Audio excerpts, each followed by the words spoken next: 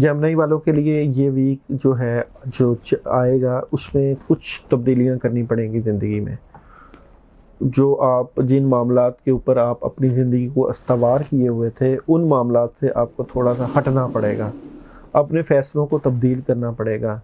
کیونکہ جن معاملات کو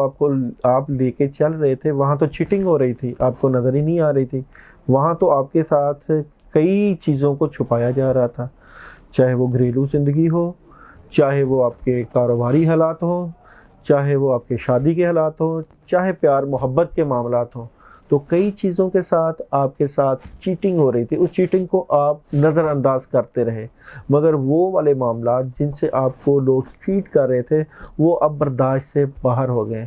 اور جس کی وجہ سے آپ کو غصہ آ رہا تھا، آپ کے اندر دباؤ پڑ رہا تھا، پریشر پڑ رہا تھا، دماغ پھٹ رہا تھا سوچ سوچ کے کہ آپ زندگی کو اب کیسے زندگی کے نظام کو بہتر طریقے سے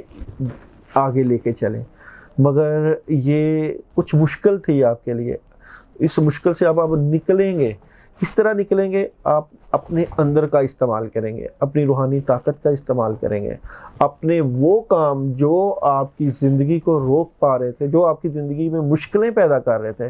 اب وہ آپ اللہ کی مدد کے ساتھ نکالیں گے. اس کے لیے آپ یا اللہ، یا رحمان، یا رحیم کی تسبیح شروع کریں عشاء کے بعد، اور کسی گوشت کا صدقہ دے دیں، اپنے سر کے اوپر وار کر کسی ویران جگہ پر رکھ دیں، تاکہ جو مشکل جو آپ کے اوپر اگر فرض کیا کسی نے کوئی پڑھائی کی ہے یا کوئی جلالی کیفیت ہے تو اس سے آپ نکل جائیں، کیونکہ زندگی کو گزارنے کے لیے صبر و تحمل کا مظاہرہ کرنا پڑتا ہے. زندگی کو گزارنے کے لیے آپ کو ایک نیا وزڈم اور ایک نیا حوصلہ چاہیے، اللہ کے اوپر یقین چاہیے، اور یہ یقین اگر آپ اسی دباؤ کے ساتھ رہے تو یہ یقین آپ کا مزید کمزور ہو جائے گا. تو جو آپ نے زندگی میں مزید آگے سفر کرنا ہے وہ کہیں اور نہ بگڑ جائے، آپ بہتری کی طرف جانا چاہیے. آپ نے بڑی اچھی زندگی گزاری ہے، بڑے اچھے انداز سے اپنی زندگی کو لے کے چلے ہیں، مگر اب کے وقت میں بھی پریشان نہیں ہونا، اللہ کے اوپر بھروسہ رکھنا ہے. اللہ تعالیٰ مزید آسانیوں کی طرف آپ کو لے جائیں گے.